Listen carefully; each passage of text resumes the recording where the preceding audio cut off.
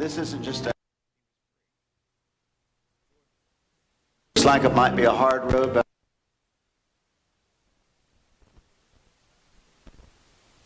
all about. That's what Jubilee is all about. That's what to be doing. So let's sing it one more time. Keep in mind all those folks who have a heavy load.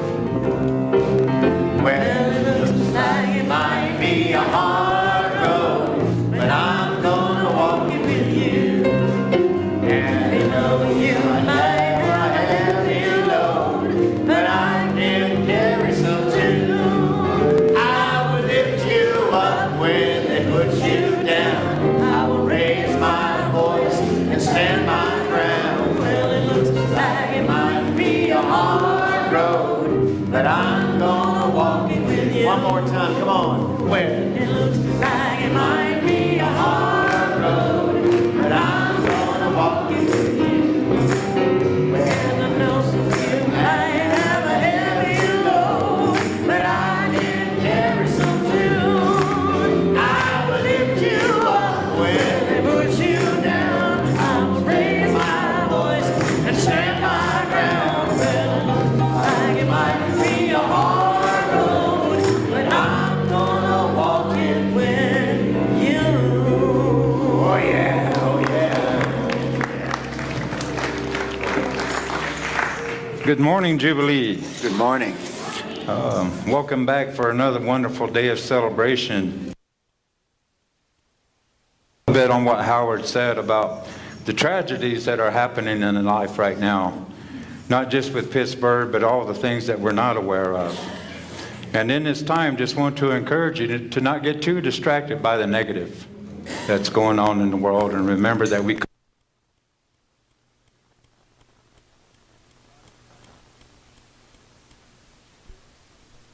offer you some static there.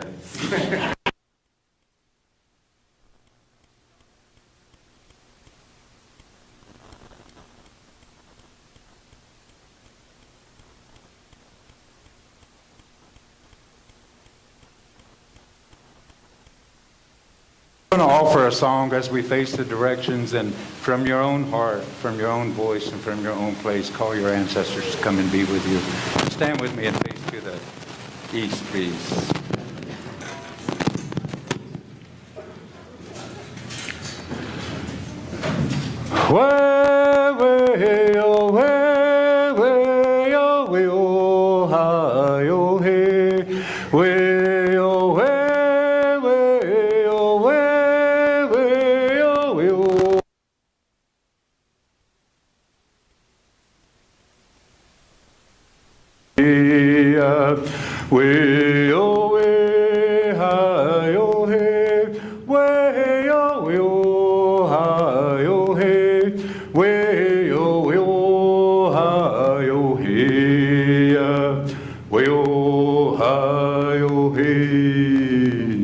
Face to the south, please.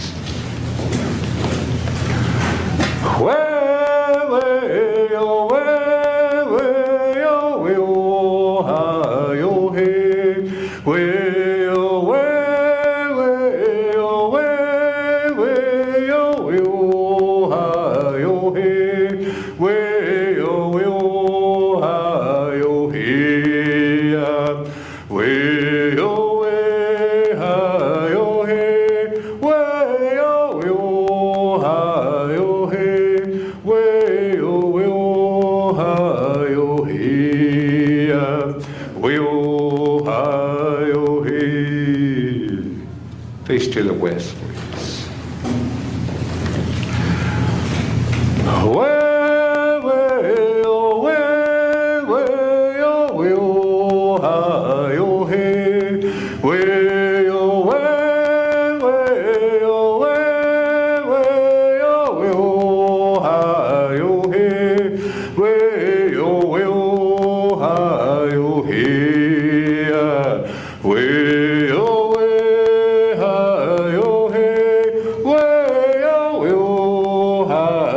hey.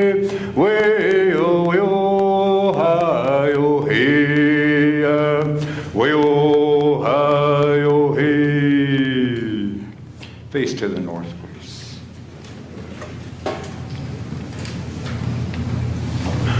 Way, way, oh, way, way, oh, way, oh, hi, oh, hey, way, oh, way, way, oh, way, way, oh, way, oh, hi, oh, hey, way, oh, hi, oh, hey, way, oh, way, hi, oh, hey, way, oh, hi, oh, hey, way, oh, hi, oh, hey, way, oh, hi, oh, hey.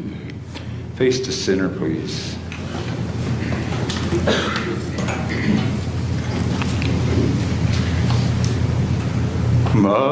Mother, don't you cry, we will always be by your side. Way, oh, hi, oh, hey. Mother, can't you see, we will always love you. Way, oh, hi, oh, hey. Way, oh, hi, oh, hey.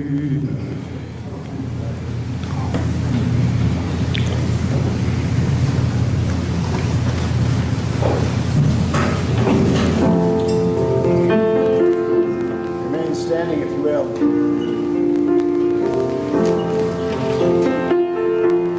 What we're celebrating today is not working.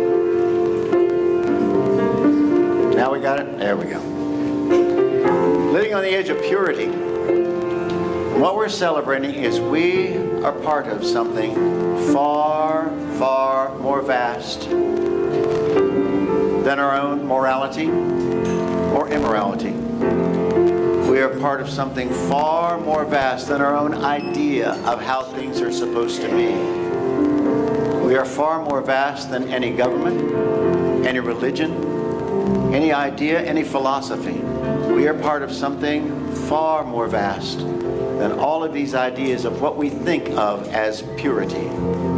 What we're celebrating is we're living on the edge of purity always, always, just a little bit away from that pure sins. So you see what people are doing now? I invite you to do what they're doing. I invite you to feed a hungry person. That's what those baskets are about. You can go away from here saying, yep, I fed a hungry person today, and that's the way it works. So no matter what you're going through, I've got peace like a river. I've got peace like a river. I've got peace like a river in my soul. I've got peace like a river. I've got peace like a river. I've got peace like a river in my soul. Let's sing that verse again with all 18-part harmony. I've got peace like a river. I've got peace like a river. I've got peace like a river in my soul. I've got peace like a river. I've got peace like a river. I've got peace like a river in my soul. Tears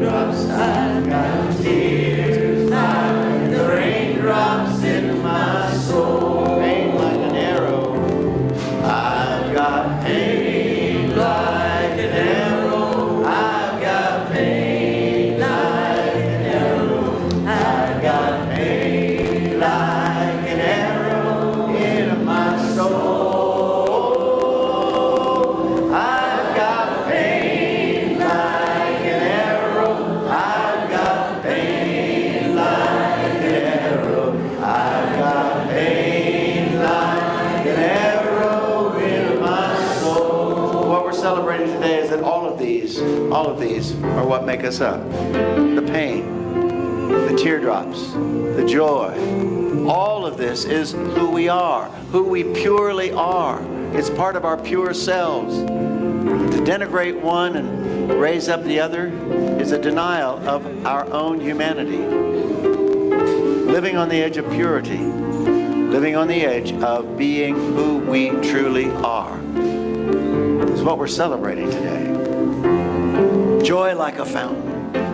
I've got joy like a fountain. I've got joy like a fountain. I've got joy like a fountain in my soul. I've got joy like a fountain. I've got joy like a fountain. I've got joy like a fountain in my strength like a mountain gone. I've got strength like a mountain. I've got strength like a mountain. I've got strength like a mountain in my soul. I've got strength like a mountain. I've got strength like a mountain. I've got strength like a mountain in my soul. So let's bring it down and let's do a little acapella. I've got peace like a river. Acapella. Give it that Jubilee harmony. I've got peace like a river. I've got peace like a river. I've got peace like a river in my soul. I've got peace like a river. I've got peace like a river. I've got peace like a river in my soul. Oh yeah. You may be seated. Jubilee Tabernacle Choir is what we got going here. Yeah, we do. Good morning, Jubilee. Good morning. So when I find that I've gotten so stressed out that I just feel like I can't take it anymore, I just love to go up on the parkway, up on top of a mountain, or drive to the beach or by a river or a lake and just sit and just close my eyes and just breathe in that fresh air and then open them up and witness the beauty. And that really is the edge of purity to me. And the song that we're going to be singing today is called Blue Green Hills of Earth. And it's an anthem by Kim Aller. And back in 1982, this song was composed and it was actually performed at a Mass for the Earth. And it was sang in a via satellite simulcast with a choir from Moscow and a choir from San Francisco, a boy choir. And it was just a really beautiful moment, just the connectivity between two different worlds, but embracing and acknowledging that this beautiful gift of the earth, it truly is the edge of purity that we live on.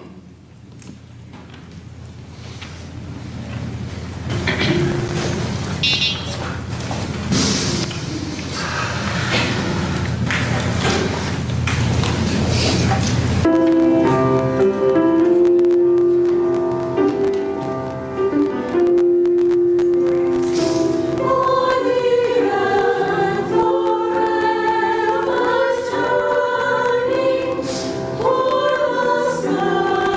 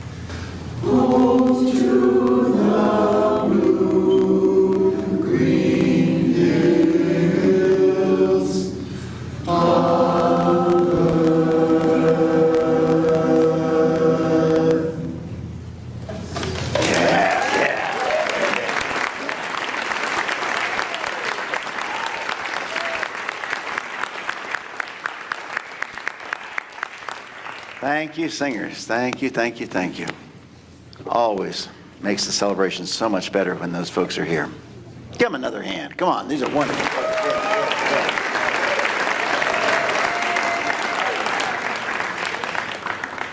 Last night, I officiated at the coldest wedding of my life. Good Jesus. 42 degrees and a light mist, and we were out in the field.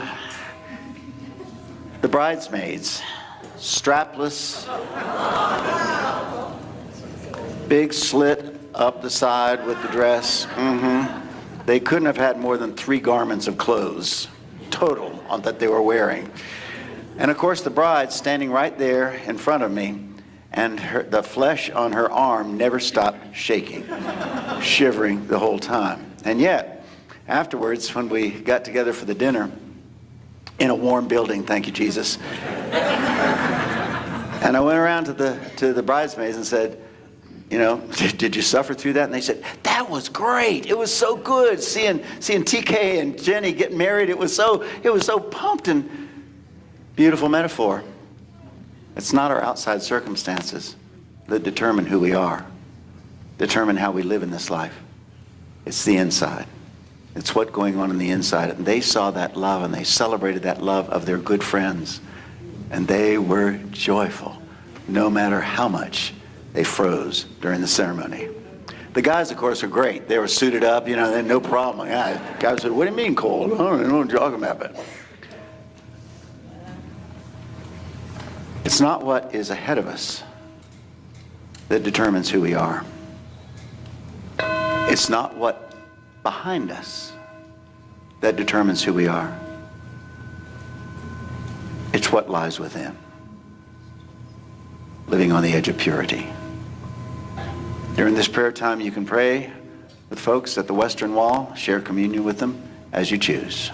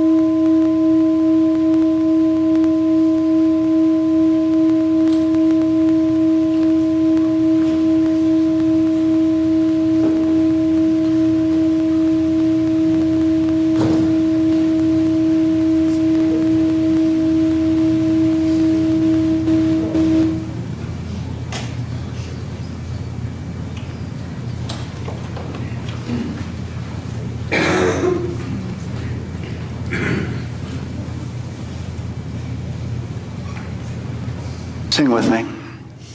I've got peace like a river.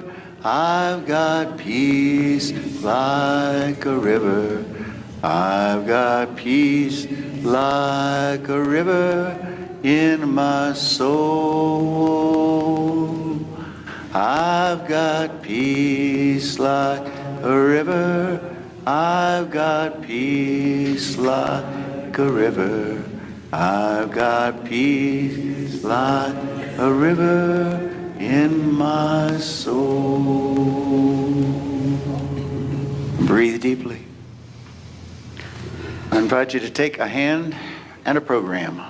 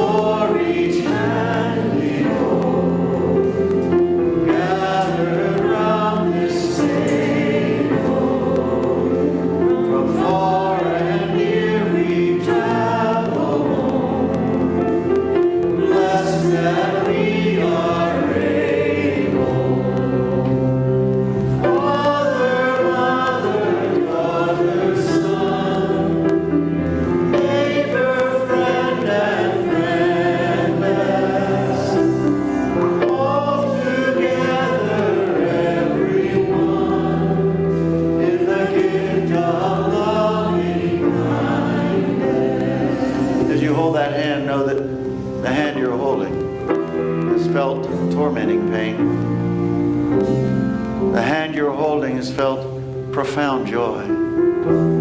The hand you're holding has experienced wondrous faith. The hand you're holding has experienced extreme doubt. You're holding the hand of a real person, a real human being. You're holding the hand of holiness. So give those holy hands a squeeze. Oh yeah.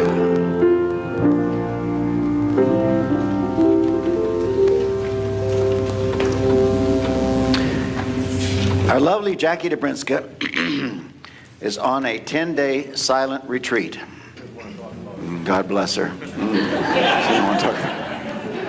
I just couldn't do it. I don't know. I just couldn't do it. I could not keep this trap shut. I just couldn't do it. But she's sitting on a yoga mat out somewhere in the woods and not saying anything. So God bless her. And so we're just going to keep on trucking from here. But that doesn't mean we don't have a lot of things going here.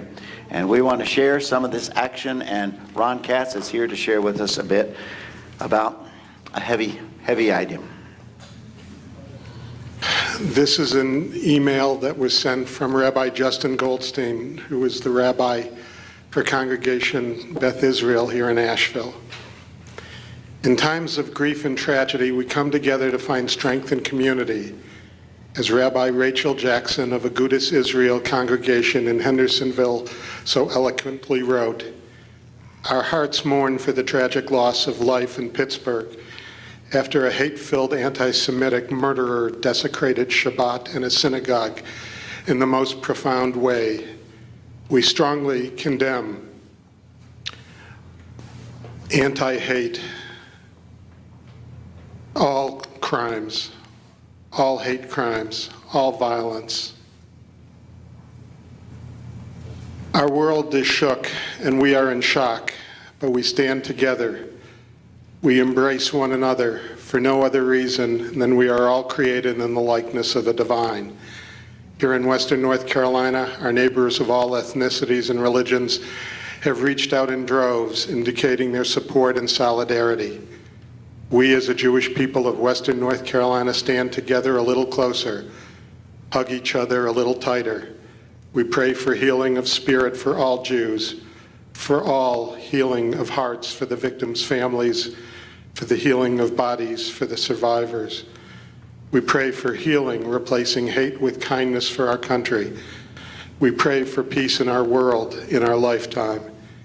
In pursuit of that healing, please join us for a public interfaith vigil in support of the Tree of Life Synagogue and the Jewish community of Pittsburgh as we stand against anti-Semitism, hatred of all kinds, and violence.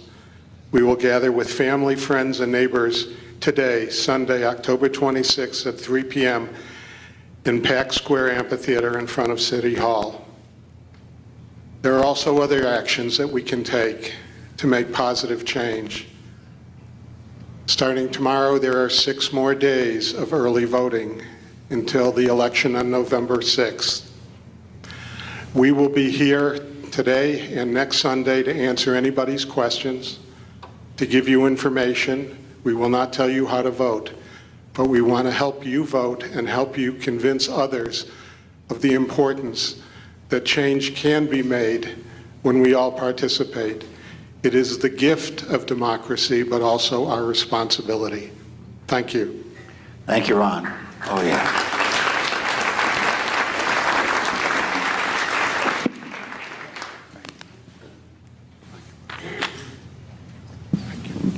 Gabriel. Hey, hi peoples, jubles. You know what jubles are? Jubles are that thing that Aladdin has with a little magic lamp. And the stone of a jubal is just the brightness of you all. You are the jubals of Gabriel's life and to a lot of other people that you've helped out over the years. And I'm here asking that Warren, that if you see Warren, if you could donate $20 towards the tents that are needed. I found out Saturday there's at least 30 homeless people that need tents right now. I have a lot of survival skills, and I know what it's like to be able to shelter yourself within a tent, or maybe 2 tents, a tent inside a tent. And that's wonderful, I know, because that's what I have. I sleep outside, I know.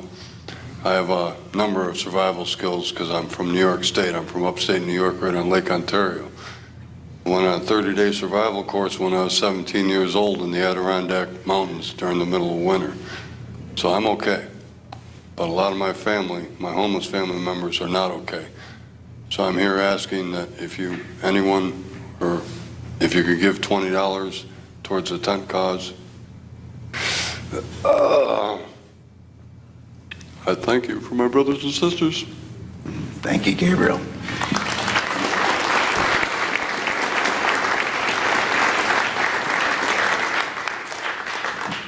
Bless you, Gabriel, and everything you're doing for your brothers and sisters. Thank you. Tonight at 6 o'clock is Vespers, and I had already planned the theme to be the veil between us in honor of Samhain on November 1st, All Saints' Day. Many traditions around the world recognize this as being the time where the veil is thinnest between the world of the living and those who have transitioned. Obviously, it's taken on a more pertinent meaning today. So we will recite the Kaddish in the Jewish tradition of honoring those that have transitioned on, and other prayers of grief and celebration of life. Come join us at 6 o'clock. Thank you. All right, Vespers at 6. Come on, Warren. What we got going here? Yeah. We got, I guess, a few things going. I have an envelope in my pocket to collect money for the tents. So if you'd like to donate to that, please see me at the welcome table afterwards.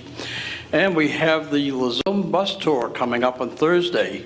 Bus leaves at 5 o'clock, the opposite corner of the parking garage. And hope we see you there. I'm selling the tickets also at the welcome table. And I'm sorry? What is it? Day of the Dead. Thursday. Thank you. Okay. At 5 o'clock, bus leaves at 5, so be a few minutes early. And Howard will give you all the reasons to cancel anything else you have and be there. All right, thank you, Warren. Yes, indeed. Peggy. Lots of things going on today. I'm Peggy Moore with the Spiritual Journey team, and we are sponsoring an Irish medicine woman doing a workshop this afternoon from 2 to 5. There's a flyer on the front door with more information about it. My email address is on there. We are having other events. There's a Samhain ceremony on Tuesday night. There's a weekend workshop next weekend. If you're interested in any of those, please get my email address off the flyer on the door.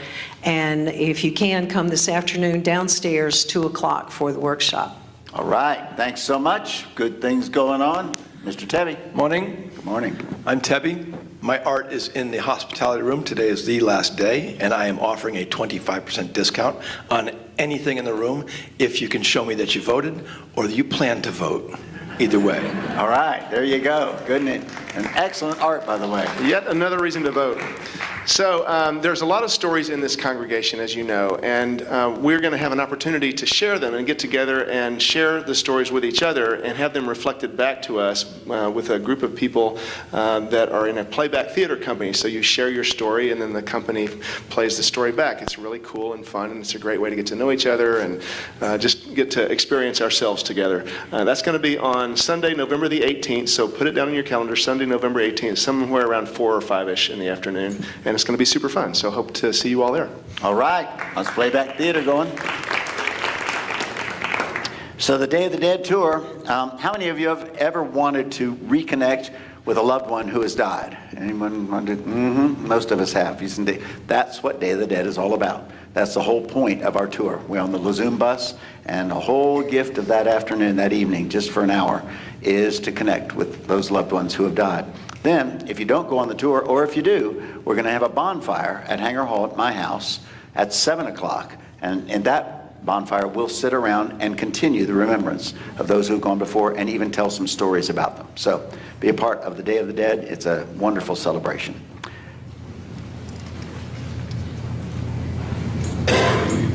Silent anticipation. Or you're asleep. I don't know. I invite you to hear these ancient words. No. We've got a gift. Oh! I knew something was there. Had me there. All right. We have an Irish medicine woman here with us. Now, medicine woman is powerful in and of itself, but Irish, That adds another bump to it now, doesn't it? Yeah. So I was like, did you bring the whiskey? Did you? outside. Yeah. Okay. Good. Yeah. Afterwards, a little of the amber. Huh? Yes. Thank you. All right. Ishkabah. You know what whiskey, where the word whiskey comes from? Ishkabaha, and it means water of life.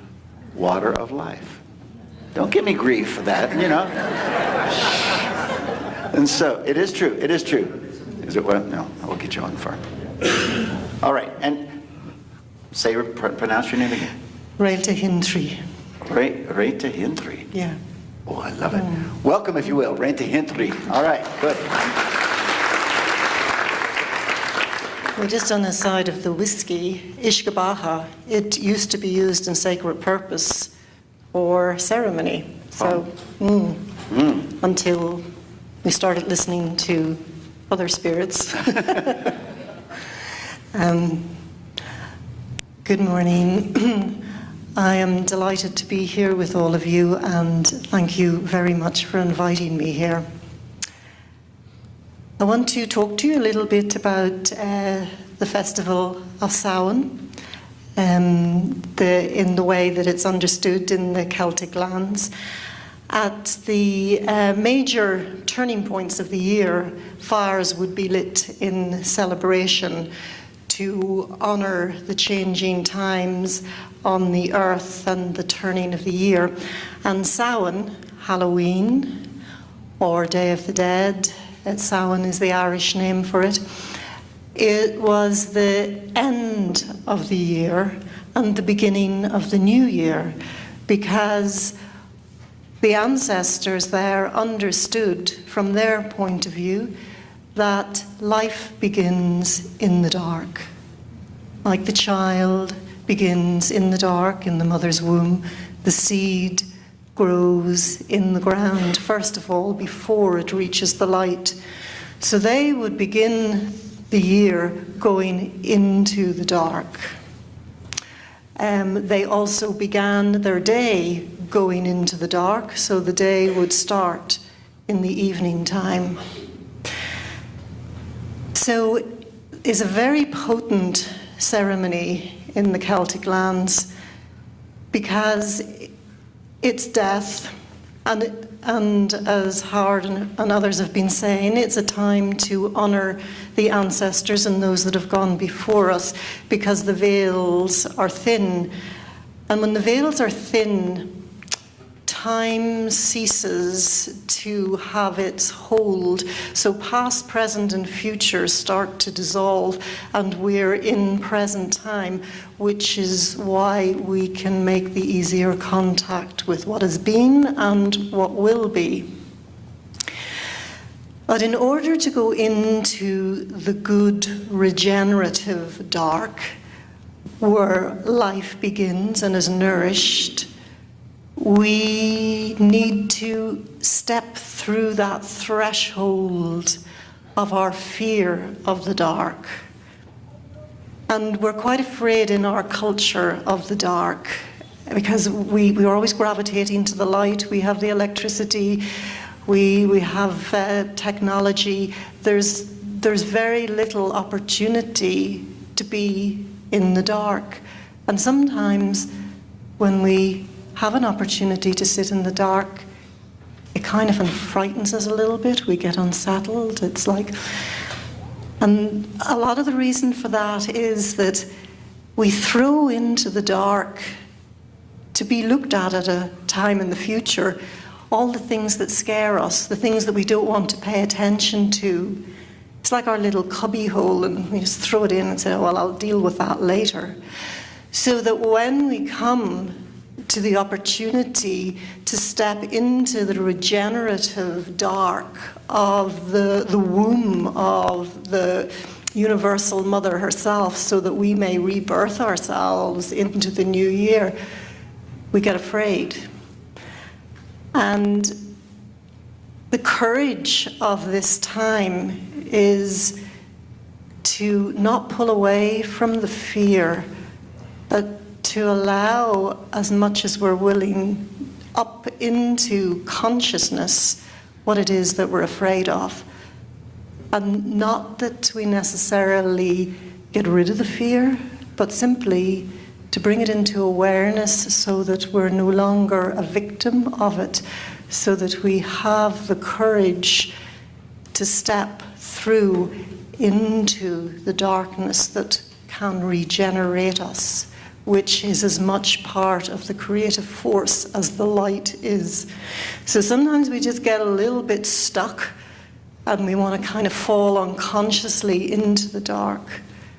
But the potency is, in this ceremony, to die to ourselves. As we die to ourselves, or those parts of ourselves that we're willing to release, we actually do a big favor to our ancestors, because a lot of the patterning that we're carrying is from the ancestors.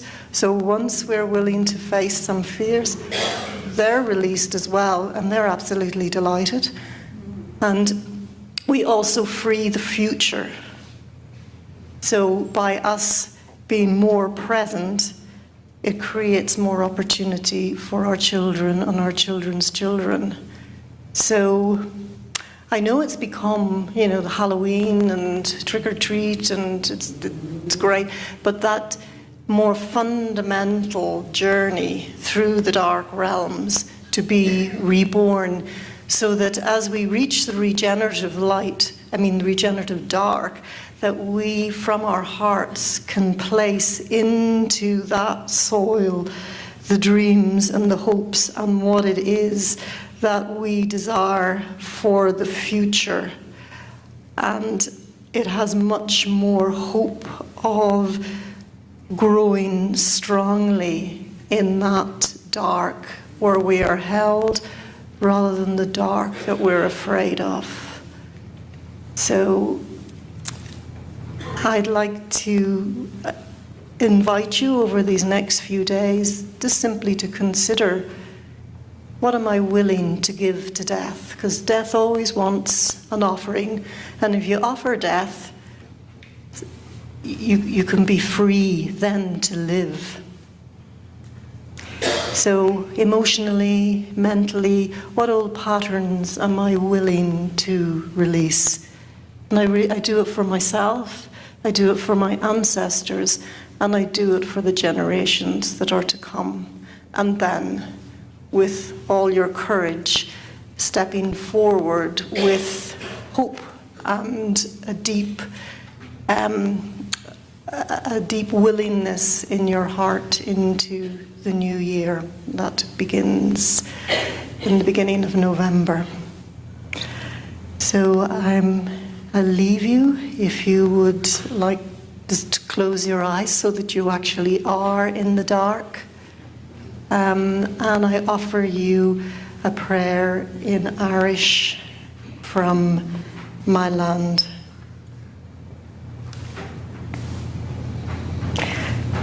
Cléimideirt all spirit a bheith an seolin aniu.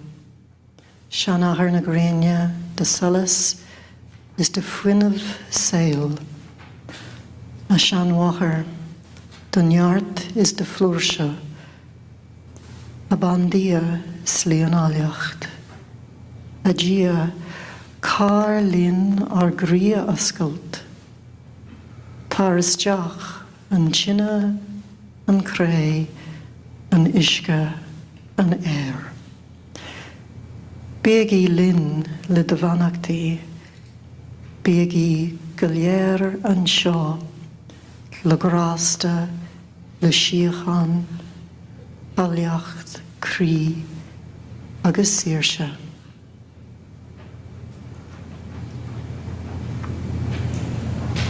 Gur míle mágad agus go ndearadh an bóthar leat. Thank you so much.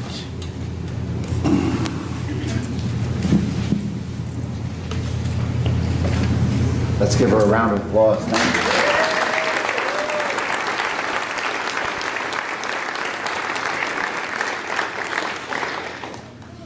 Whew.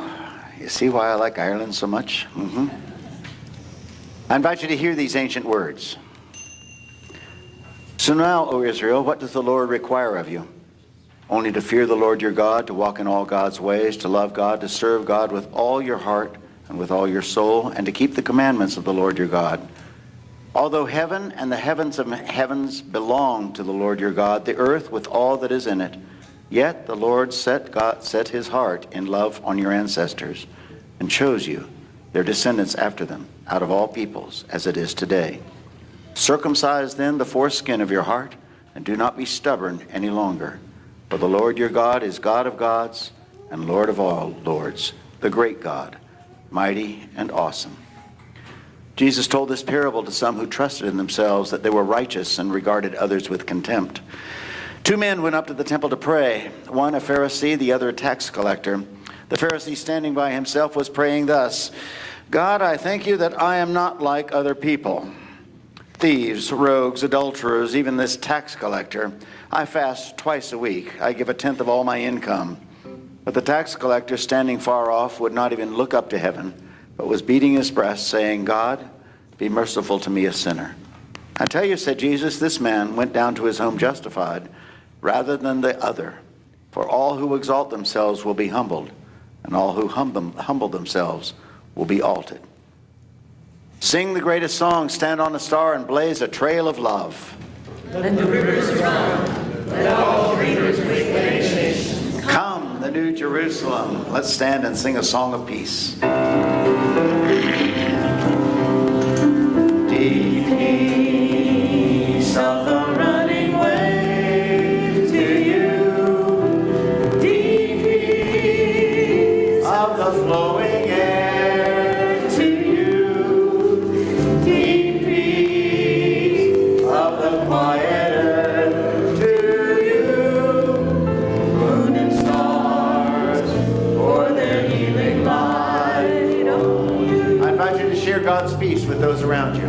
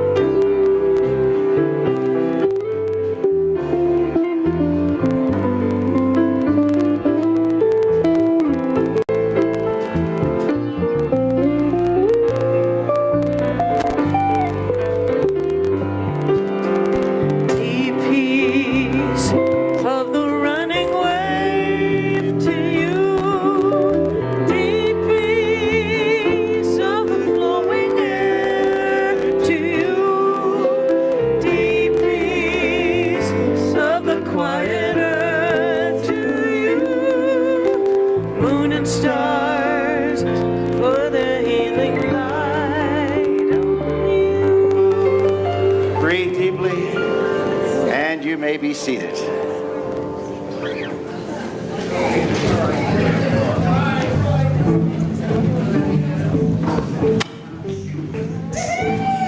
Living on the edge be exciting.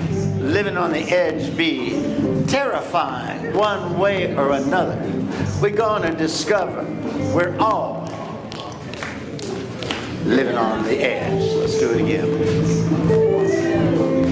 Living on the edge be exciting. Living on the edge be terrifying. One way or another, we're gonna discover we're all living on the edge. One more time, we're almost there. We got 2 people from Key West right over here. This is Tim and his sister Dawn and Rob, her husband. Give him a big old hand. We're glad to hear you.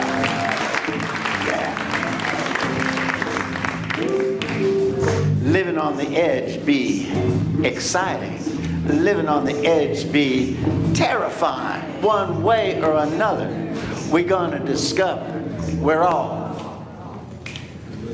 living on the edge. Oh, now we're there. All right, yeah. You got your pure gold. You got your pure air. Pure fun and adventure. You got your pure chocolate, pure joy, and we all like some pure ass pleasure. You got your pure hate, pure love, pure possibility. And one way or another, we all have had some pure misery. But what we need more than all this stuff is purity within. Pure heart, pure mind. That's where it all begins. But how the hell are we ever going to be pure when we screw up all the time? Each day we can break every mortal sin and be done by dinner time. We're living on the edge, living on the edge of purity. We're living on the edge, living on the edge of purity.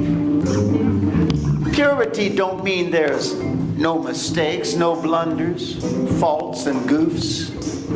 Don't mean you're better than all the rest or your morals ain't shatterproof. Purity be who you are. You be a child pure with God. You be filled with infinite kindness and love, and yes, you be a bit flawed.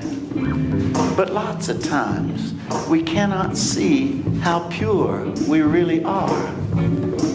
How wondrously we're each and all made, how we're fashioned from the stars. We're living on the edge, living on the edge of purity. Come on. We're living on the edge, living on the edge of purity. How big a difference you might make if you knew how pure you be. Up to your ears in beauty, strength, and possibility.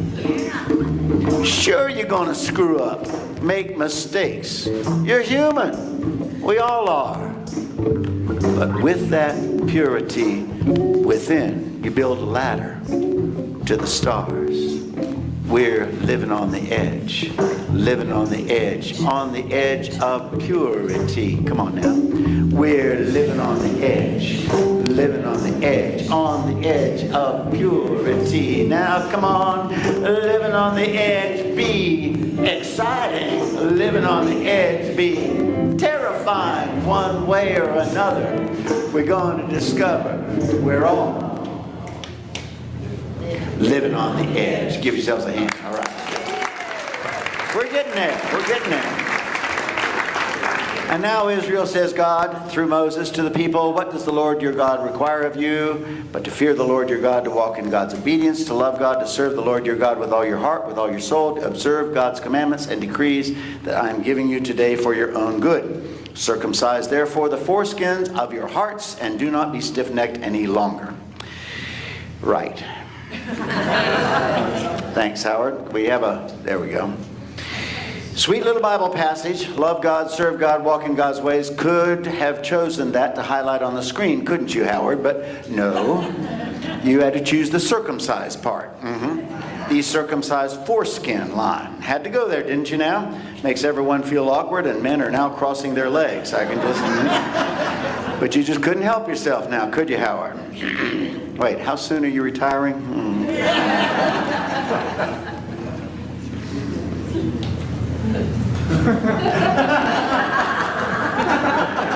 The chosen people. But that is precisely the...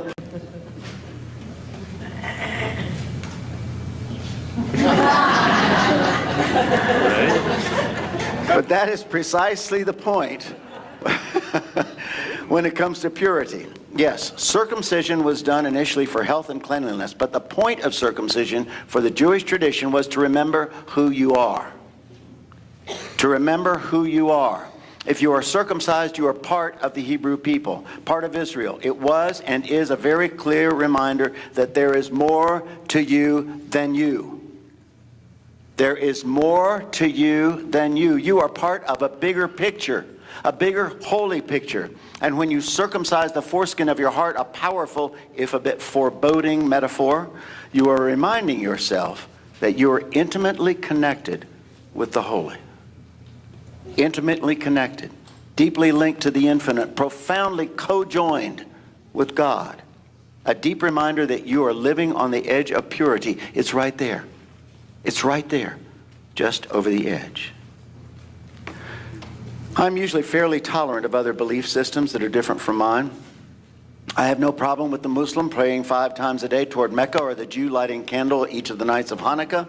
The Hindu belief that the Vedas, the Hindu scriptures, are the ultimate authority for all of life. That doesn't get my panties in a wad, any more than the Buddhist notion that our ultimate goal is to land in nirvana. Doesn't bother me at all. The Shinto prayers of purification meant to keep evil away bothers me not at all. And I actually like the Confucian and Taoist principles of yin and yang, and how the Tao is not a god, but simply the way. I don't mind at all that Christians believe that Jesus is their Lord and Savior, and they will live in eternity with Him. But one belief that rankles my ass and chafes my hide comes from my own Christian tradition. Original sin. Ancestral sin. The belief that because all humans are descended from Adam and Eve, one of the mythiest of myths, therefore Adam and Eve, they ate the no-no fruit, the knowledge of good and evil fruit. Therefore every human born is a sinner and will burn in hell unless they get their sweet butt baptized by the church. That means that every baby slipping and sliding into this world is already destined for hell. What makes this obscene belief intolerable is not just that it's unscriptural. It's not in the Bible. Not in the Bible at all. But because we humans came up with that notion. We humans came up with that notion that babies are destined for hell. The purest of the pure are condemned to hell unless they suck up to some cockamamie religious blather. From my point of view, you can't get any closer to the edge of purity than when you hold a baby. In fact, just touching that precious bundle of heaven might take you right over the edge. Breathe deeply and let out a sigh. Let's sing a little Paul Simon. When I was a little boy and the devil would call my name, say now, who do you think you're fooling? I'm a consecrated boy, singer in a Sunday choir. My mama loves me, she loves me. She gets down on her knees and hugs me. Oh, she loves me like a rock. She rocks me like a rock of ages. She loves me. She loves me, loves me, loves me, loves me. Where's that next verse? When I'm grown to be a man,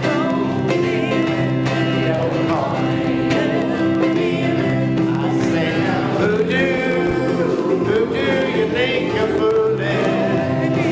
I'm a consecrated man. I can snatch a little purity. My mama loves me. She loves me.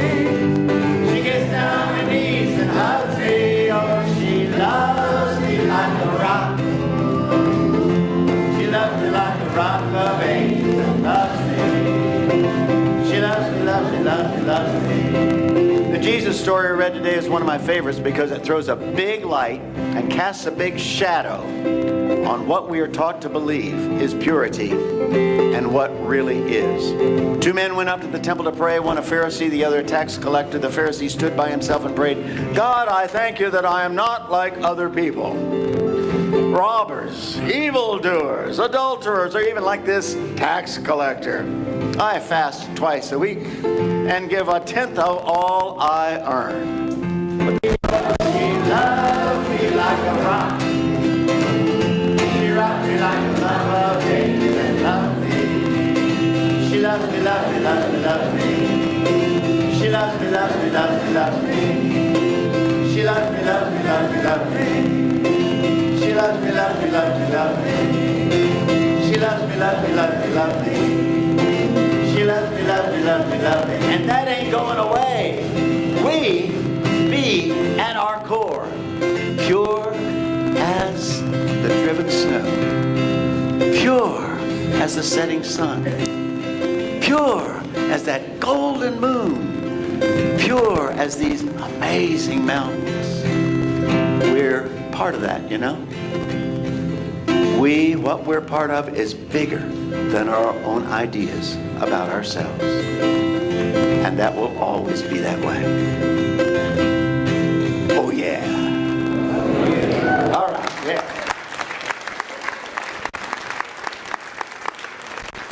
Let's get those bowls going around. Put some money in those bowls. Jubilee needs that money in those bowls. We've been a little short on our ability to give to others, and we want to bump that up a bit. So not a bit, we want to bump it up quite a bit. So I invite you to put some money in those bowls, and it will be well used. Check out also the insert. I didn't call your attention to that because Jackie was out there being silent, and I didn't do what? Oh, cleanup day. When's cleanup day? This Saturday. All right. Thank you so much. One of the reasons we save money here at Jubilee, one of the ways we save money is we clean up after ourselves. And this Saturday is our cleanup day. So if you'd like to come help, that way we all volunteer. It's a 2 or 3 hour deal on Saturday morning. And you have assigned jobs. You pick whatever job you want. You can be vacuuming, you can be cleaning windows, scrubbing the toilet. I know you all want to do that. But that's one of the ways that we can afford to give over $100,000 a year to others. Are you aware that since we began 29 years ago, Jubilee has given $2.2 million to feeding the hungry, housing the homeless? $2.2 million. Thank you very much, Jubilee. Yes, indeed. So I believe that's everything. Let's stand and dedicate our gifts. We are here. We are here for all of us. We are here for all of us. That's why we are here. Why we are here. We are here. We are here for all of us. We are here for all of us. Oh yeah. That's why we are here.